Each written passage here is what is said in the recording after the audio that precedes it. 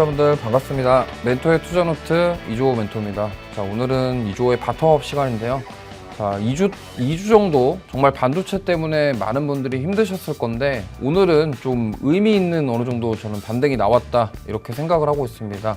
지난밤에 마이크로소프트가 실적 발표를 했고 오늘 새벽이죠. 그러고 나서 실적 발표 이후에 시간의 거래에서 주가가 하락했는데 그 부분이 이제 AI 클라우드에 대한 매출 둔화 이러한 부분들이 좀 부각이 되었고, 반대로 이제 AMD 같은 경우는 칩 관련해서 이제 2배 정도의 매출이 나왔다라는 부분들이 부각이 되면서 시간의 거래에서 상승이 나왔습니다. 어제 미국 증시 장중에 엔비디아가 거의 7%가량 하락했는데 지금 미국 증시 풀이장에서 그 하락폭을 다 만회를 한 상황입니다.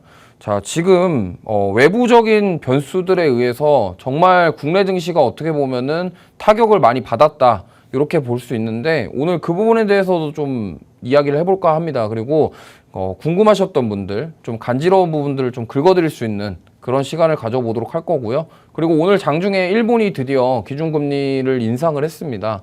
근데 이게 좀 아이러니한 게, 그러면 도대체 일본이 금리를 올렸는데 하필 공교롭게 원달러 환율은 내려갔단 말이죠. 그거에 대한 부분은 간단하게 설명드리자면, 지금 어쨌든 일본 같은 경우는 계속적으로 돈을 푸는 정책을 하고 있었습니다. 근데 지금 이번에 이제 금리를 올리면서 풀었던 돈을 회수하겠다라는 의지를 보였다 이렇게 생각해 볼 수 있고요. 과거에 이제 6월 달에 일본이 이제 채권 쪽에서 그런 돈을 푸는 채권 매입에 대한 축소에 대한 부분들을 밝혔는데 이번에 그 부분도 얘기가 나오면서 사실상 원달러 환율이 오늘 빠졌어요. 그 말인즉슨 뭐냐면 달러가 약세로 마감을 했다라는 거죠. 그거에 대한 원인이 일본이라고 보시면 될 것 같습니다. 일본이 이제 어쨌든 금리를 올리면서 풀었던 돈을 회수하려는 정책, 통화 정책을 바꾸는 과정 속에서, 그렇다 한다면 일본 같은 경우는 자기네 나라 국고에 있는 돈을 가지고 해외 주식에 투자를 많이 합니다. 그러면 당연히 일본 엔화의 가치를 올라가게 된다고 한다면 일본 입장에서는 그 풀었던 돈들을 이제 회수를 하려고 하겠죠. 그런 과정 속에서 미국 달러가 약세를 보이면서 이제 일본 엔화가 올라갔고 그에 우리나라는 수혜를 받고서 원달러 환율이 하락했다. 이렇게 좀 해석해 볼 수 있겠습니다. 자, 그래서 오늘도 유익한 내용을 가지고 좀 바텀업, 그러니까 기업부터 시작해서 산업, 여러 가지 거시경제까지 하나씩 살펴보는 시간 갖도록 하겠습니다. 자, 첫 번째로, 자, 오늘의 한마디인데, 일단 AI 산업에 대한 기대가 과했나? 물론 이제 오늘 하이닉스랑 삼성전자가 반등이 나왔습니다만, 지금 2주 정도 계속적으로 코스피가 많이 빠졌죠. 짧은 시간 동안 굉장히 많이 빠졌는데 특히 하이닉스 같은 경우가 정말 단기간에 많이 급락을 했습니다. 그거에 대해서 우리가 생각해 볼 수 있는 거는, 그렇다 한다면 이제 AI 산업의 기대감이 너무 과했나? 아니 도대체 삼성전자랑 하이닉스 실적이 잘 나오는데 도대체 주가 왜 이렇게 빠지는 거야? 이거에 대한 궁금증들이 많으실 거예요. 그래서 그 부분을 좀 긁어드리는 시간을 갖도록 하겠습니다. 자, 그래서 일단 코스피 상황을 오늘 보면요. 코스피 종가상 지금 2770선으로 마감을 했는데 정말 7월 11일 날 야 2900선 간다 이러고 딱 봤더니 갑자기 지금 2주 만에 굉장히 많이 빠졌죠. 그러면서 지금 어느 정도 오늘 반등이 나왔는데 지금 많은 분들이 고민하고 계실 거예요. 이거 기술적 반등 아니냐, 데드캣 바운스로 또 빠지는 거 아니냐.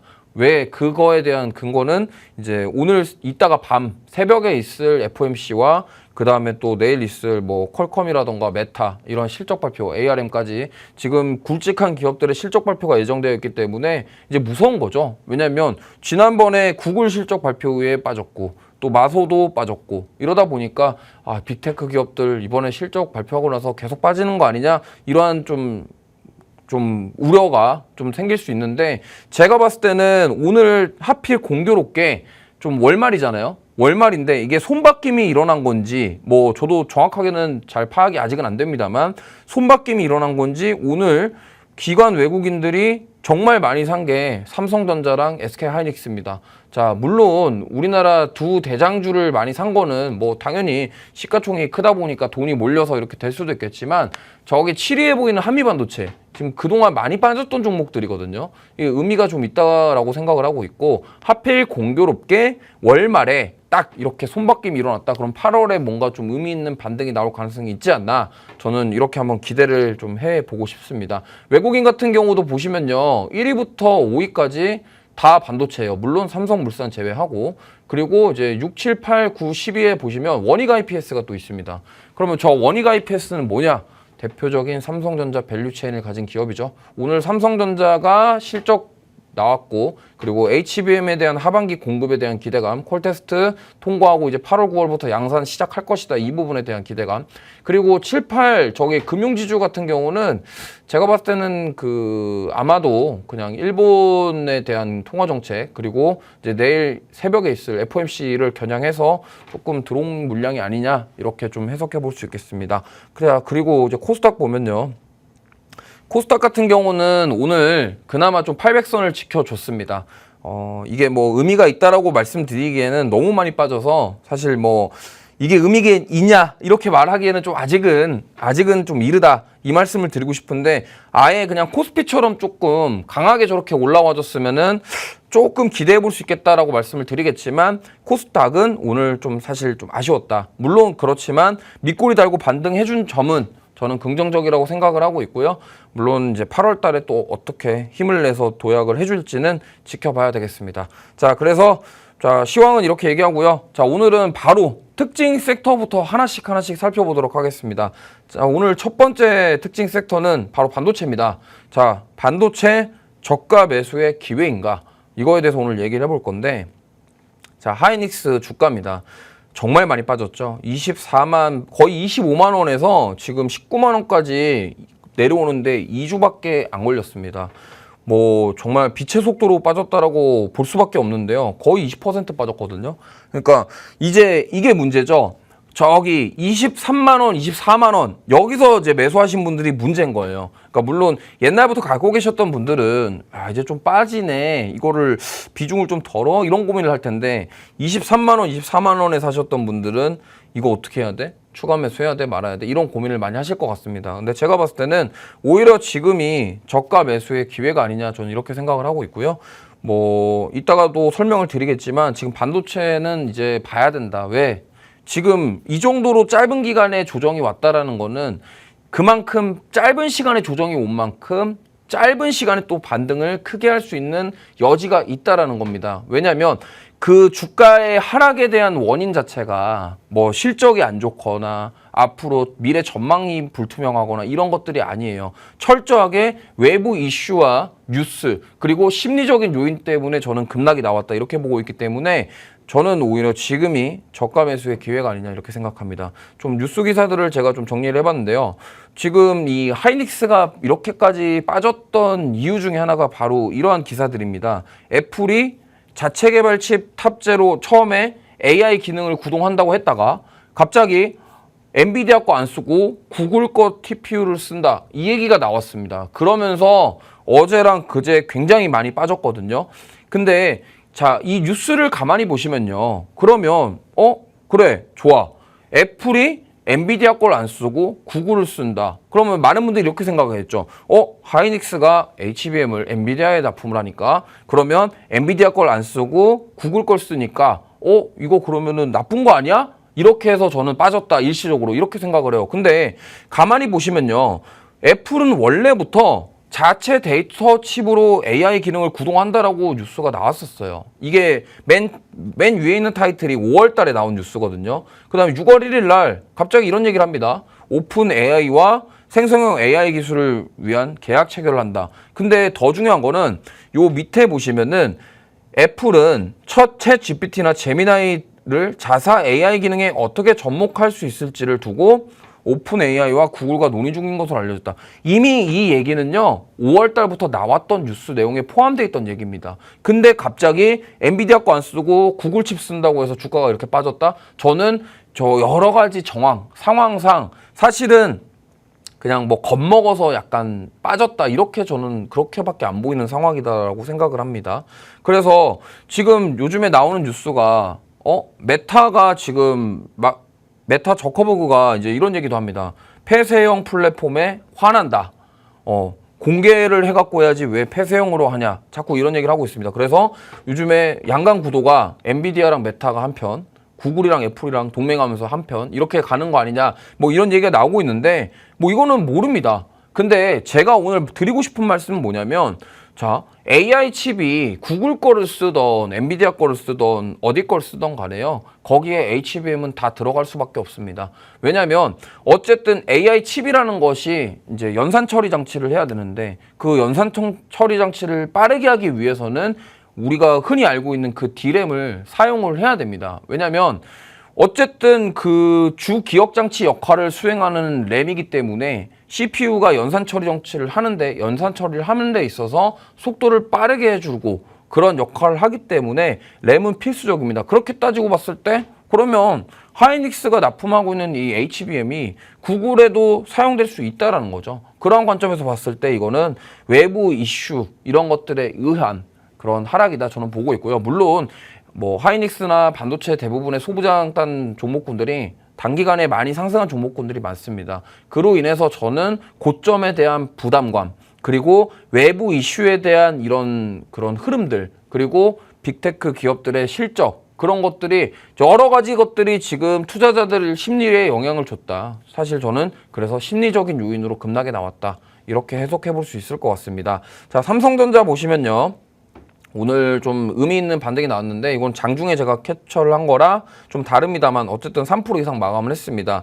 근데 삼성전자 보면은 특이한 게 있습니다. 이게 이렇게까지 세게 오늘 왜 반응을 했냐 이 부분인데 오늘 실적 발표가 나오면서 이런 얘기가 있었습니다. 자, 진짜 그동안 말도 많고 탈도 많고 썰인지 뭔지 모르겠는 그 HBM 이제 통과되고 납품이 되는 것인가 지금 보면은 오늘 뉴스 나온 것 중에 이제 HBM 8월 9월 엔비디아 승인 전망에 대한 뉴스가 나왔는데 사실 컨퍼런스 콜에서도 이제 삼성전자 메모리 사업부 전략 마케팅 실장님께서 이런 말을 했다고 합니다. 이제 HBM3 8단 제품 3분기 내 공급 본격화. 그러니까 이 공급에 대한 본격화에 대해서 얘기를 하니까 기자들 입장에서는 엔비디아 테스트 통과가 임박됐다 이렇게 해석을 했다라고 저는 생각을 해요. 물론 뭐 정확하게 공시가 나온 내용은 아닙니다만 그래도 저는 어느 정도 가능성이 있다라고 생각을 하고 있고 그래서 8단, 12단 이거 전부 다 해가지고 이제 공급할 예정이다. 이 부분이 오늘 삼성전자의 주가를 끌어올렸다. 물론 이제 컨퍼런스 콜에서 나왔던 얘기를 토대로 해서 이 부분이 오후장에 반응이 됐어요. 그 말인즉슨 뭐냐면 컨콜 이후에 결국에는 사람들은 이제 이렇게 생각한 거죠. 생성형 AI 수요 그리고 앞으로 AI 산업 자체가 물론 아직까지 전망이 조금 불투명한 부분이 없지 않습니다. 왜냐하면 구글도 그렇고 마이크로소프트도 그렇고 AI에 대한 실적이 아직은 조금 뜨뜻미지근한 느낌인데 이러한 결과치가 나왔기 때문에 시장 참여자들 입장에서는 야 이거 과거에 메타버스 꼴 나는 거 아니야. 근데 그것까지는 아니다라고 저는 생각하셨으면 좋겠어요. 그렇기 때문에 이제 앞으로 하반기에 본격적으로 공급을 하게 된다고 한다면 삼성전자는 지금도 실적이 잘 나왔는데 그럼 앞으로는 얼마나 더 잘 나오겠어? 이 부분이 지금 외국인과 기관의 매수세를 끌어왔다. 이렇게 보시면 될 것 같습니다. 자, 그리고 삼성전자는 지금 실적으로 증명을 이미 하고 있어요. 저희가 뭐 보시면 알겠지만 이 2분기 영업이익이 10조가 돌파했다라는 건데 정말 대단한 거거든요. 그렇기 때문에 지금 이 부분을 그러면 3분기, 4분기에는 안 좋을 거야? 그렇게 볼 수가 없다라는 거죠. 왜냐하면 삼성전자 이제 공급 제대로 하기 시작하려고 하는 단계예요. 그러다 보니까 그럼 여기서 만약에 이제 앞으로 하반기에 D램 업황도 좋아질 것이다. 결국에는 클라우드 서버 데이터 센터 서버용 메모리, 고부가 제품 이 부분에 대한 매출이 하반기에도 저는 지배를 할 것이다라고 생각을 하고 있습니다. 그렇기 때문에 그동안 외부 이슈들에 의해서 좀 빠지고 하락이 나오고 눌림이 나왔지만 저는 고점에서 사신 분들은 조금 뭐 마음이 많이 아프시겠지만 이제 나는 반도체 보려고 한다 하시는 분들은 지금이 기회가 아닌가 이렇게 생각합니다. 자, 그래서 오늘 첫 번째 섹터로 반도체 섹터 얘기했고요. 두 번째는 방산주, 방산주 얘기해 보겠습니다. 오늘 하나에어로스페이스가 거의 10%가량 하락이 나왔습니다. 그러면 이제 쉬어가는 단계인가? 이렇게 한번 접근을 해보도록 하겠습니다. 지금 보시면은 현대로템부터 먼저 볼게요. 현대로템도 오늘 또 50일 신고가 경신을 하고 나서 조금 오늘 눌렸습니다만 하나에어로스페이스만큼은 눌리진 않았어요. 근데 이제 현대로템 같은 경우는 이제 K2 전차에 대한 부분들 이 부분들이 계속 부각이 되고 있고요. 결국에는 지금 유럽 국가들이 겁먹는 건 이겁니다. 또 러시아 우크라이나처럼 그런 전쟁이 안 난다라는 보장이 있어? 미국에서 우리를 도와줄까? 트럼프가 대통령이 되면 우리를 도와줄까? 오히려 우리가 도와준다는 명목상 방위분담비를 더 달라고 하지 않을까? 지금 유럽 국가들의 걱정은 그거라고 생각해요. 그렇기 때문에 지금 현대로템처럼 이렇게 K2 전차에 대한 수출 모멘텀이 뚜렷한 기업들이 지금 오히려 트럼프가 뭐 인지도가 올라가고 또 러시아 우크라이나 전쟁이 아직 진행 중이고 여기서 또 거기 이스라엘이랑 팔레스타인 쪽에 분쟁이 계속 되고 있기 때문에 유럽 국가들 입장에서는 뭐겠어요?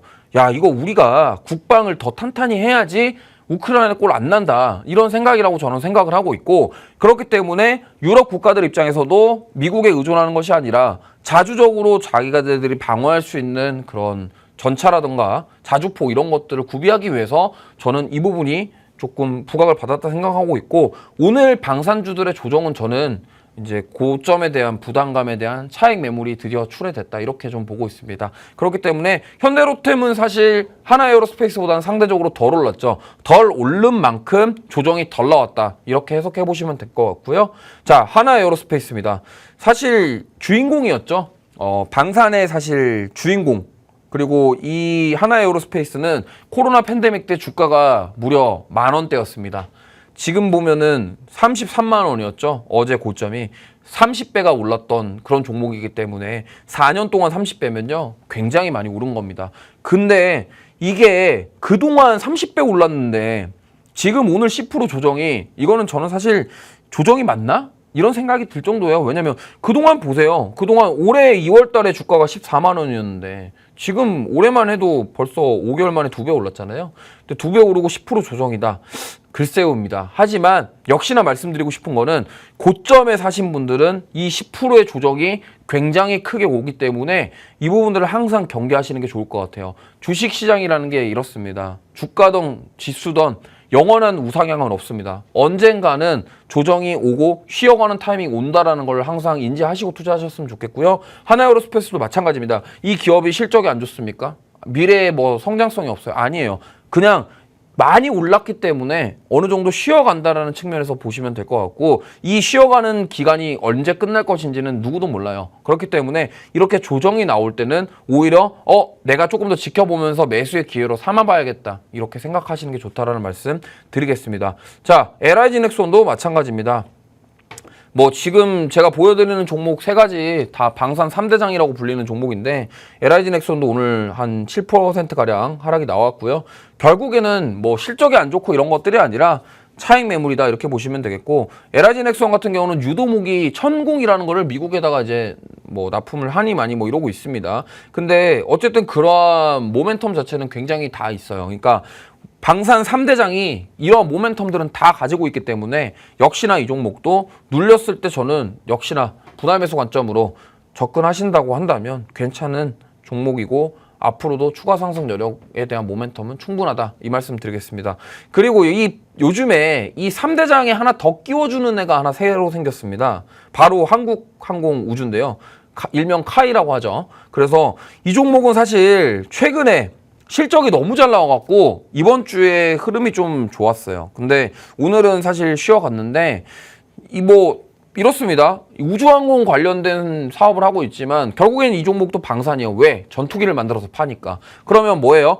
지금 여태껏 방산 3대장이라고 불린 종목들은 많이 올라왔단 말이죠. 근데 한국항공우주는 어떻게 됐습니까? 지금 주가가 진짜 많이 못 올라왔어요. 그렇기 때문에 다른 종목군들 다 조정 나올 때 이 종목은 조정이 거의 없었다, 이렇게 보시면 되겠고, 저는 한국항공우주가 오히려 지금 다른 방산 3대장이 쉬어갈 때 이 종목은 오히려 상승 나올 가능성이 높다라고 판단하고 있기 때문에, 만약에 지금 방산주를 나는 보고 싶다 하신다고 한다면 그 3대장 말고 저는 오히려 한국항공우주를 좀 보시면 좋을 것 같습니다. 자, 그러면 일단 오늘 특징 섹터 2개를 봤는데 지금 갈 길이 멀어요. 갈 길이 멀는데 일단 더 가기 전에 잠깐 쉬었다가 와서 다시 가도록 하겠습니다.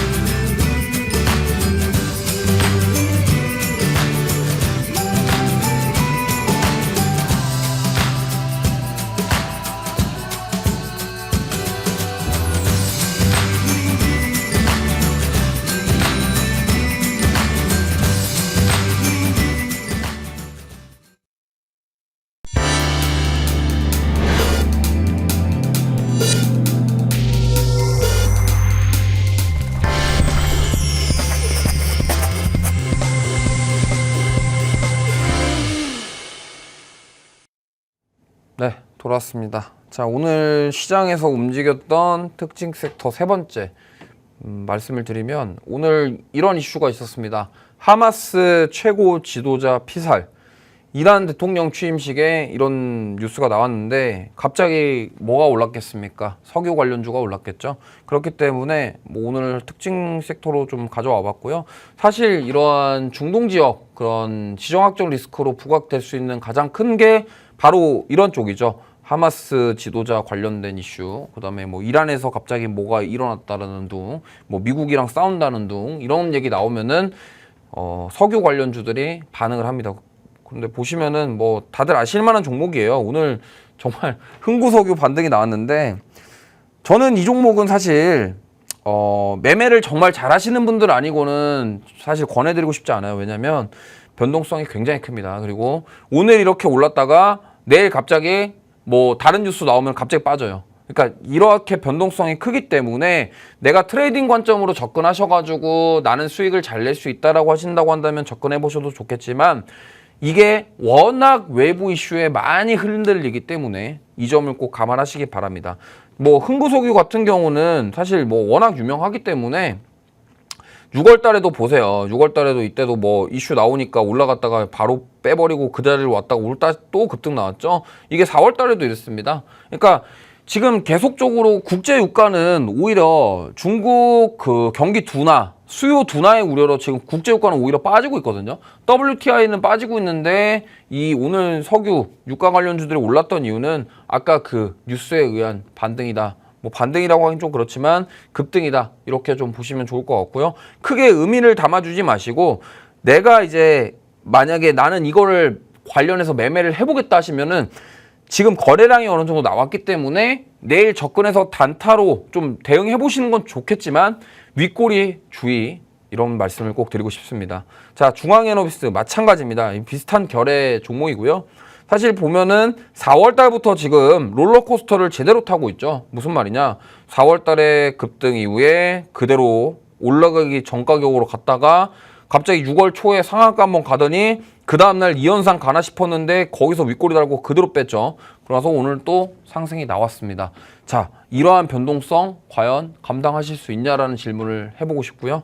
저는 좀 말씀을 드리고 싶은 게 이렇게 변동성이 큰 종목들 굳이 매매하시기보다는 오히려 뭐 대부분의 이 지금 방송 시청하시는 분들이나 개인 투자자분들이 대부분 다 직장인 분들이 많으실 거예요. 사실 내가 주식을 잘하고 내가 막 트레이딩을 잘하는 사람이면 뭐 저는 사실 이 방송을 많이 안 보실 거라 생각합니다. 내가 잘하는데 굳이 왜 이걸 봐? 이렇게 생각하실 거라고 봐요. 그렇기 때문에 지금 이 방송을 본다라는 것은 어느 정도 내가 투자에 대한 도움이나 여러 가지 견해들이 필요하기 때문에 방송을 본다라고 생각을 하기 때문에 오히려 이러한 종목군들 트레이딩 하시는 것보다는 오히려 정말 상승 사이클에 맞춰서 가격이 저렴한 종목들, 가격적으로 메리트가 있는 종목들, 그리고 최근에 급락이 나왔거나 뭔가 이런 사이클을 보이는 그러한 섹터군들 위주로 접근하시는 게 좋을 것 같고, 그럴 거면은 왜 특징주 가져왔냐 이런 말씀을 하실 수가 있는데, 그래도 뭐 사람마다 니즈가 있잖아요.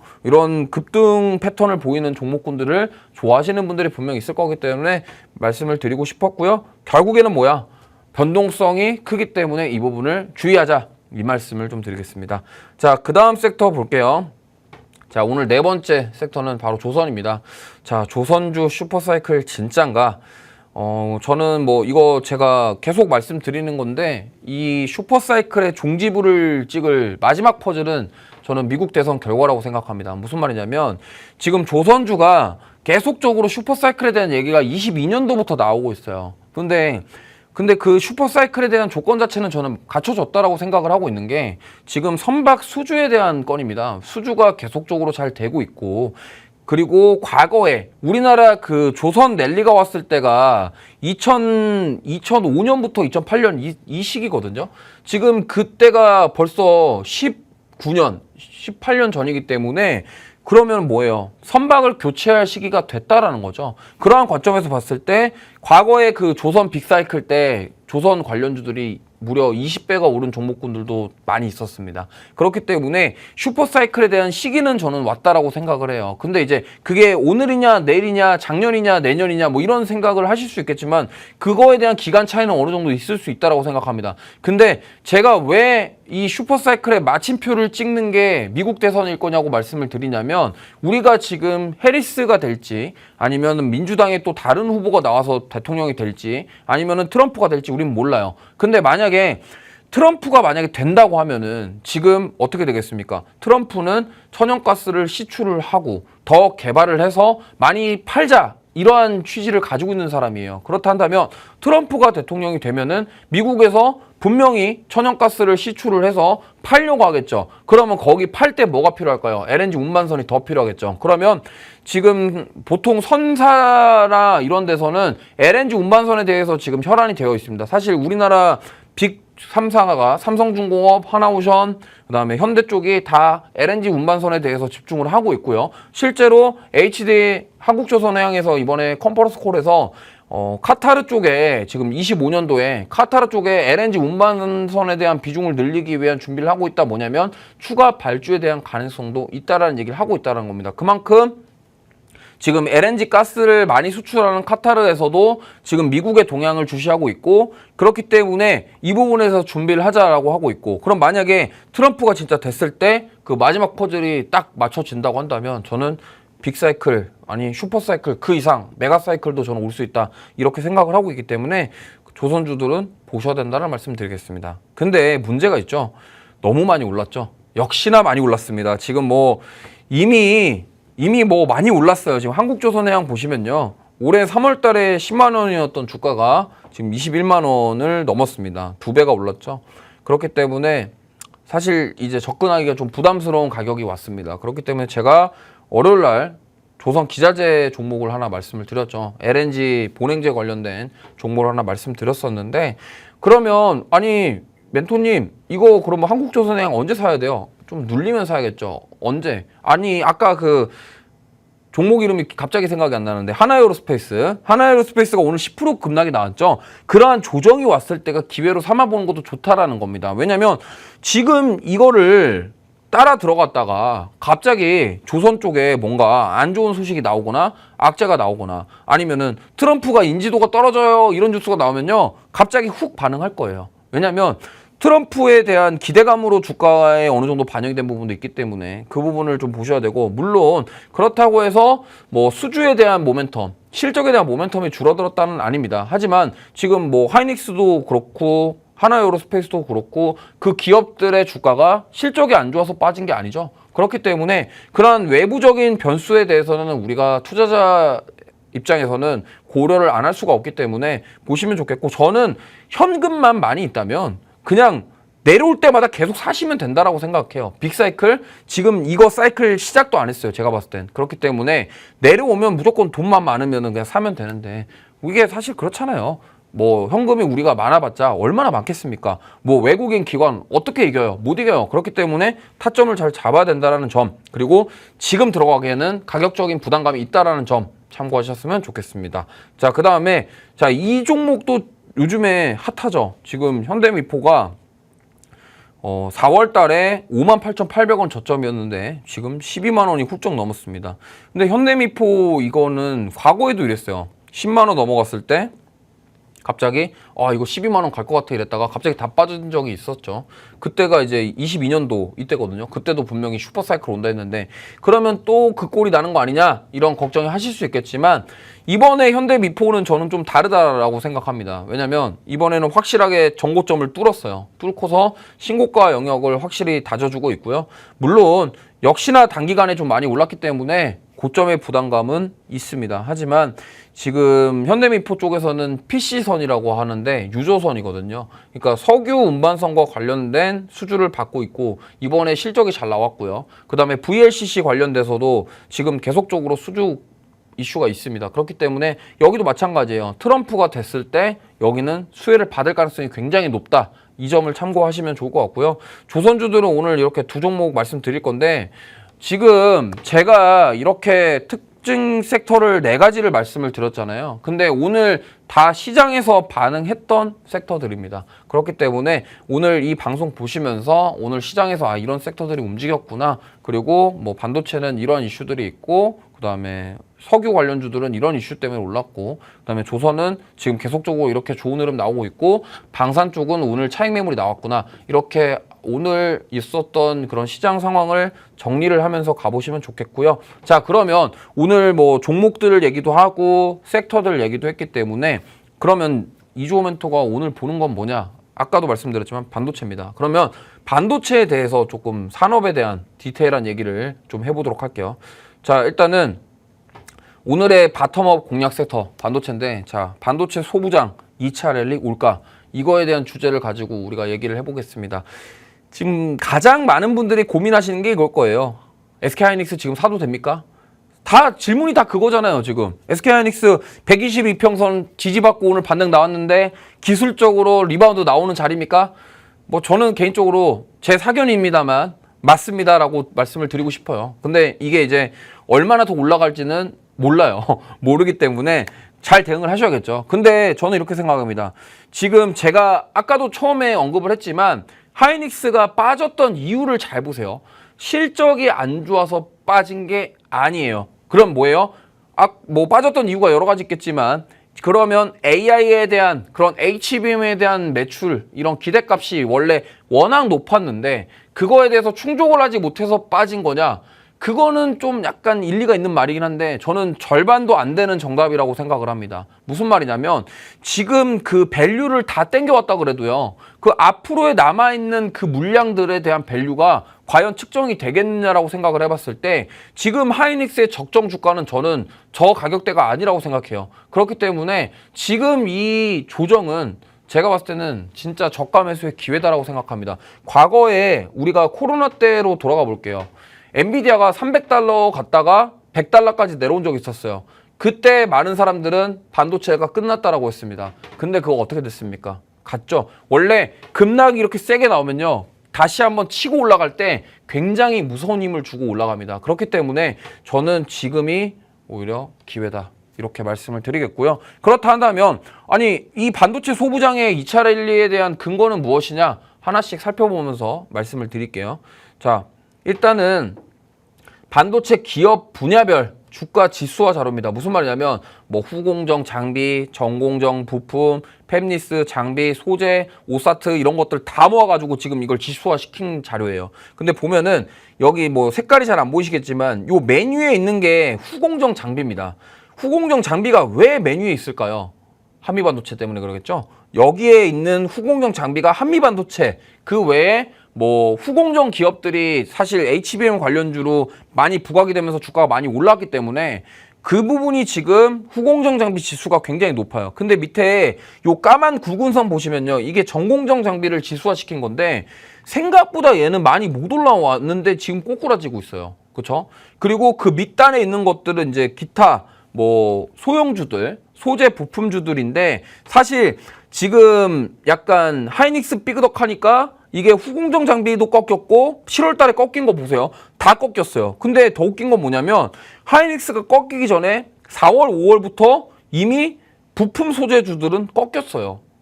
이걸 왜 그럴까 한번 생각을 해보면 사실은 그 지금 HBM 관련해서 수혜를 받은 기업 자체가 몇몇 되지 않습니다. 무슨 말이냐면 정확하게 처음에 23년도에는 우르르 왕창 올라왔거든요. 근데 24년도부터 어떤 종목들이 선별화되기 시작했냐면 실적이 나오는 기업들, 그리고 SK하이닉스의 밸류체인을 정확하게 가지고 있는 기업들, 그래서 HBM을 납품하는데 거기에 소재 부품이 확실하게 공급이 이루어지는 것을 숫자로 보여줄 수 있는 기업들 위주로만 상승이 나왔기 때문에 거기서 가장 주목받았던 게 한미반도체고, 그렇기 때문에 후공정 장비단이 많이 올랐고 지금 꺾일 때 7월에 꺾일 때 같이 꺾였다, 이렇게 보시면 됩니다.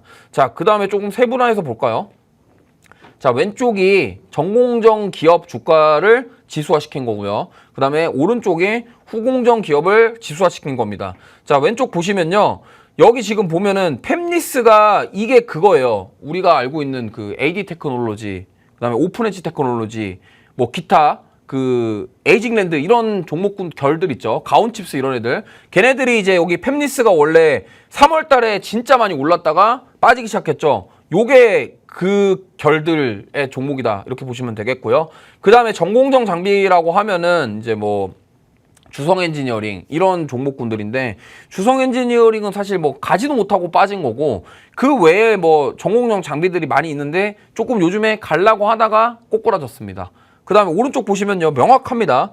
이거는 한미반도체 빨이겠죠. 그리고 뭐 그 외에 종목군들이 많이 있겠지만 한미반도체가 정말 일조를 많이 했다 이렇게 보시면 되고, 특히 저 오사트 같은 경우는 하나마이크론, 그다음에 두산테스나 이런 종목군들은 오르지도 제대로 오르지도 못하고 사실 꼬꾸라졌어요. 그렇기 때문에 이러한 지수화를 시켜보니 아 이렇구나. 그럼 뭐예요? 반도체 섹터 안에서 후공정 쪽으로 쏠렸구나. HBM 올라갈 때. 그렇게 보시면 됩니다. 그러니까 24년도까지는 다 같이 왕창 올랐어요. 근데 24년도 이후에 특별하게 두드러진 증상은 뭐냐?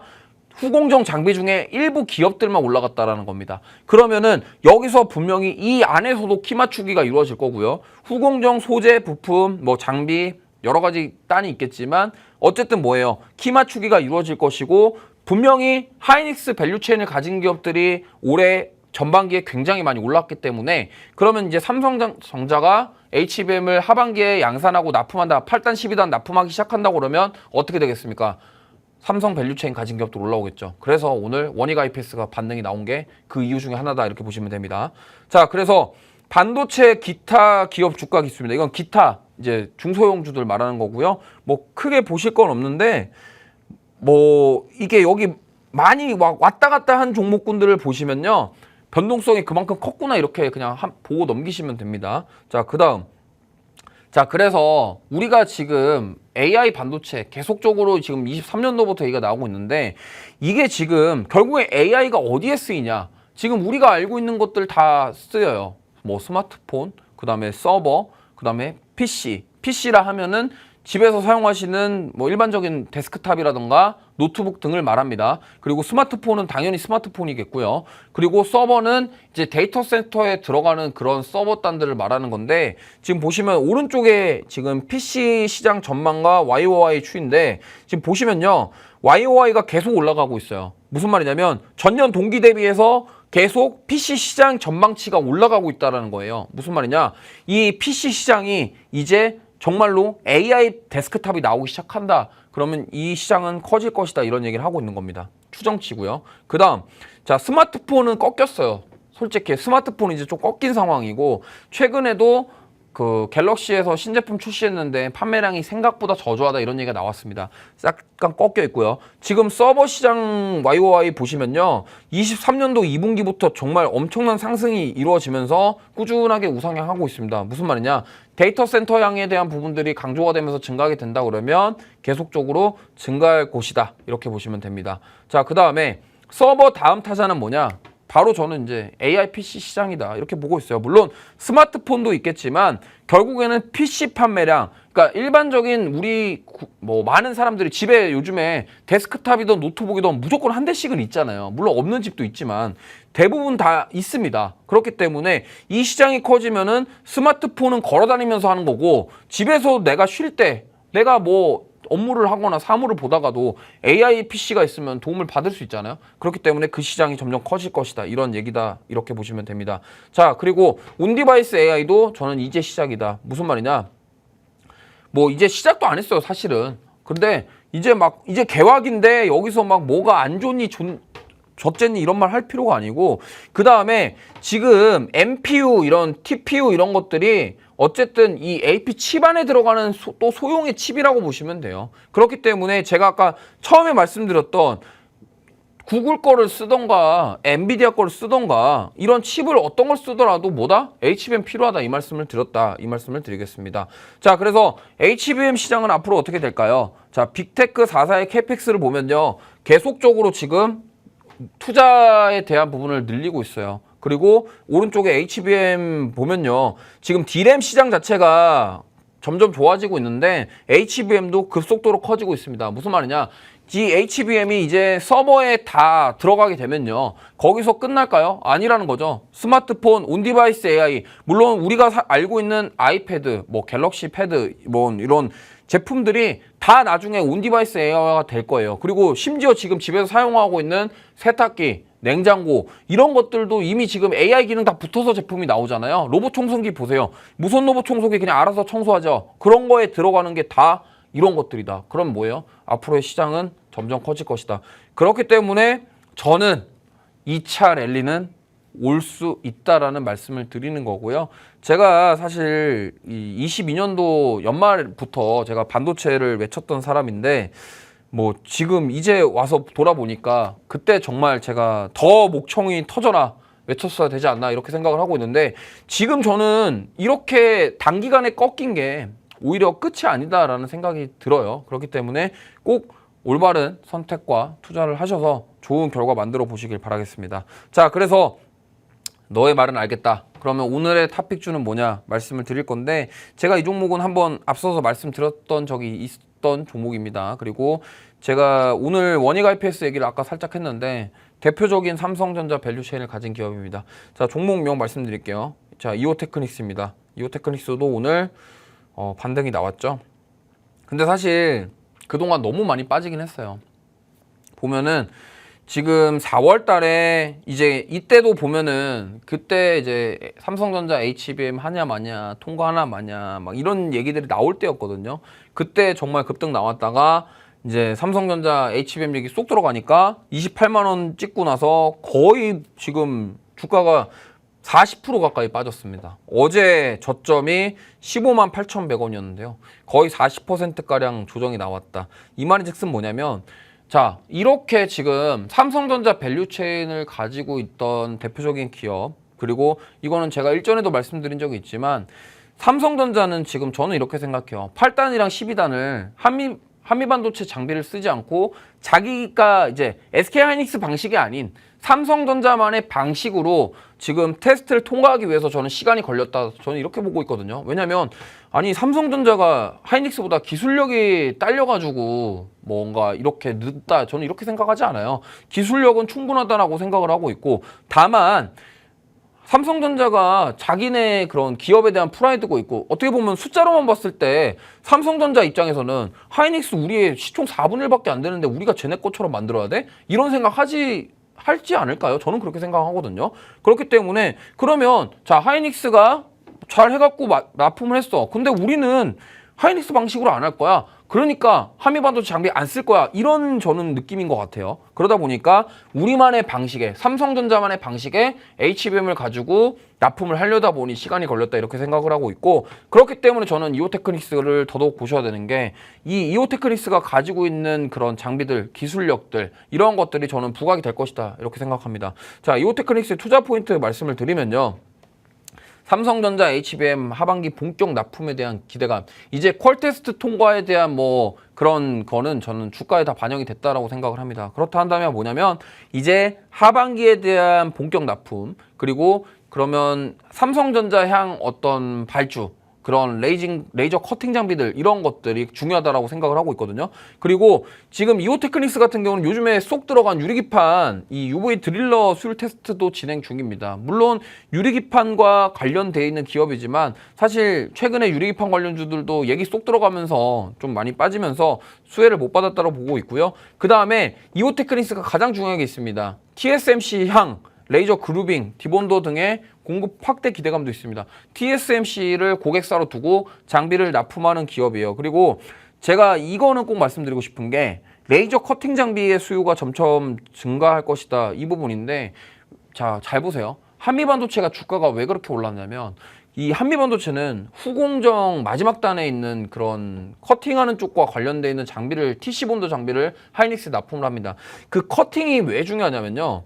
이게 HBM을 예를 들어서 웨이퍼 단에다가 붙여가지고 만들 때 그게 자르는 것들이 잘 안 되면은 이게 너무나 미세 공정이기 때문에 잘 못 맞추면은 수율에 문제가 생겨요. 그러면 수율에 문제가 생기기 때문에 커팅에 대한 부분이 중요하거든요. 지금 보면은 그 레이저 커팅과 관련된 후공정 관련주들이 굉장히 그 1대 HBM 랠리 나올 때 많이 올랐었습니다. 그렇기 때문에 그거와 관련된 기업이다. 물론 이오테크니스가 지금 한미반도체만큼 지금 매출이 나올 것이다, 이러한 모멘텀을 가지고 있진 않아요. 왜냐하면 한미반도체 같은 경우는 명확한 고객사, SK 하이닉스 고객사를 두고 있기 때문에 거기서 나온 매출에 대한 그런 어떤 보장이라고 할까요? 그런 것들이 지금 어느 정도 점수를 먹여지고 있는 상황이기 때문에, 근데 만약에 지금 삼성전자가 지금 만드는 HBM, 여기에 들어가는 기술들, 이러한 것들이 지금 이오테크니스가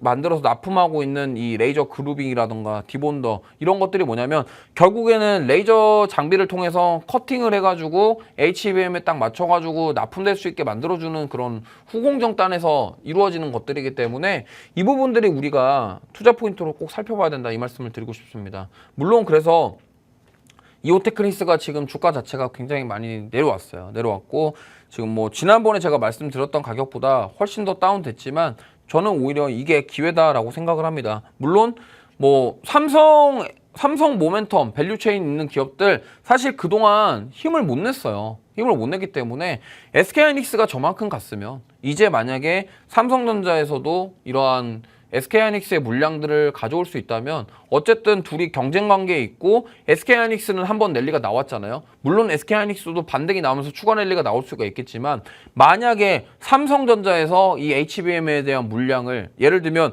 엔비디아뿐만이 아니라 고객사를 AMD라던가 여러 가지 곳으로 확대를 하게 될 경우에는 저는 분명히 상승할 가능성이 있다라고 생각을 합니다. 아무래도 지금 어제 같은 경우도 AMD 실적에서 그런 AI 칩 관련돼서 매출이 2배 늘었다고 했잖아요. 그럼 거기도 지금 엔비디아 따라잡으려고 열심히 할 거란 말이죠. 그렇기 때문에 제가 봤을 때는 만약에 삼성전자가 또 AMD랑 또 친하거든요, 나름. 그렇기 때문에 AMD 향 납품 뭐 수주 이런 그런 소식이 나온다고 한다면 저는 분명히 이오테크니스가 수혜를 받을 가능성이 높다, 이렇게 말씀드리겠습니다. 자, 이번 주 정말 이틀 동안 남았는데 이따가 새벽에 FOMC 회의부터 시작해서 뭐 이번 주에 애플 실적 발표, 아마존 실적 발표, 막 굉장히 많은 실적 발표들이 있습니다.